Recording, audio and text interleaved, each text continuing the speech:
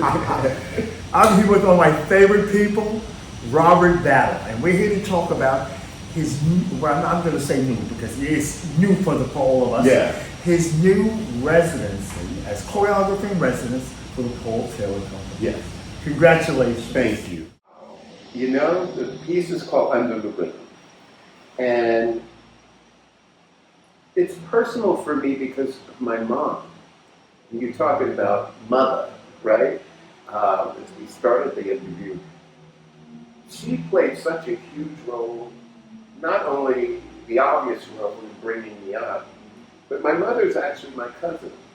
You know, I was taken in by my great aunt and uncle when I was 3 weeks old, you know, because my birth mother was dealing with stuff and needed help. And when I was born, they said, as you know, in our culture, well, let us take this child and raise him. And she did, and we moved from Jacksonville to Miami with their daughter. And when my great aunt died, when I was in 1979, she took on the role as mother. And she's really my cousin. But she was the one with the artistic purview of life. She was an English teacher, but she was an actress. And you know, back then, you know, to go and be an actress wasn't always the thing, you know, that you needed to get a job. And she was an English teacher, but she had a group called the Afro-Americans, and it was her and 3 of her friends who did poetry and song related to the Black experience. She played piano for the church that we went to. She had a piano at home, and she had lots of gifts. And so I was around that from early on in my childhood, hearing Langston Hughes' poem and Paul Lawrence Dunbar and Maya Angelou and the rest, spirituals, all of that was in the house. So I just thought everybody lived that way. And so she introduced me to the music of Sarah Vaughan. I remember when I was little, she used to listen to this music, and I said, who is that? Sarah Vaughan, and why it was important, why jazz is important, jazz and the spiritual and the connection there. And so I was getting this sort of history at home. And so this piece is really a celebration of that. The music is jazz and spirituals. And then there's a moment where I use Steve Wright, that clapping music, but on top of it, she's reciting, my mother's reciting a poem called Under the Rhythm of Jazz. Isn't that great to get her? That's a blessing. Finally to collaborate with my mom, who just turned 90 in April, and still playing piano for the same church that she was playing when I was a kid at 90.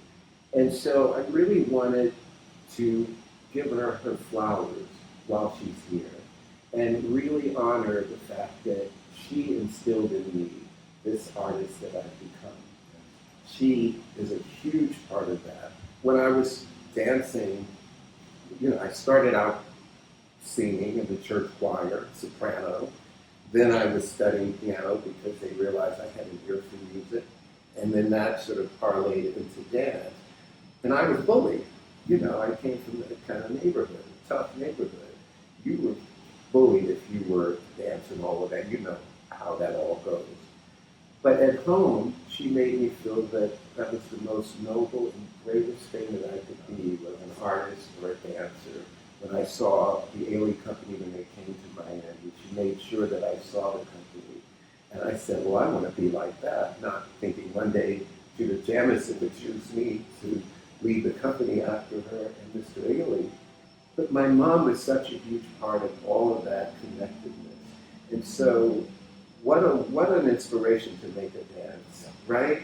And so Under the Rhythm, too, the title to me is twofold, because when you think of spirituals, when you think of jazz, and you think of under the beauty of the songs and the beauty and the wonderfulness of the rhythm is often a message, right? I mean, when you think of the spiritual, the function that it played in our salvation, in practical ways, and all of that, under the rhythm there's a message. And so that's why the work is called Under the Rhythm.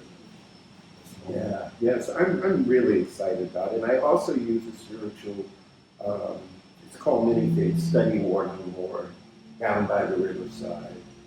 And that was intentional, that the piece opens with that. It's a version of it that Wycliffe Gordon, who's a wonderful musician, jazz musician, he does a version of it that's more jazz-based.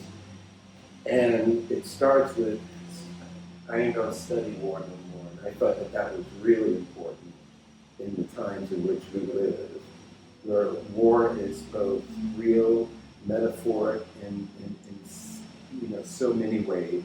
And so there is a message underneath, and I hope people can receive it. So Yeah. I can't wait to see it. Yeah. Really quick, I had the privilege, 2 seasons, or what I call a season. If you start in July, no one wants to be in Miami in July. Right. And so there's me in Miami in July. Uh-huh. And I would stay until February, Mhm. and I would do a big black musical at Joseph Caleb's Oh yeah. in Liberty City. Yeah, you know. And that's where I did my first dance performance as a kid, 12 years old. Joseph Caleb. God That's also bless where I you. got my license too, because they had that event. And the African Heritage, now it's the Marshall Davis African Heritage Cultural Arts I Center. was there too. That's I went there and recruited some of the kids for the production. That's where I started, and I'm working with them now. They're doing a concert of my work. So I'm really in this mode of going back to my roots, this celebration of my mom, now doing work at the Cultural Arts Center in Miami. I feel like, I climb that ladder, right? As we do.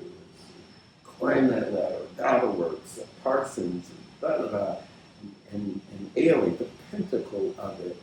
And now I feel that I'm doing things that mean something, purely that mean something to me.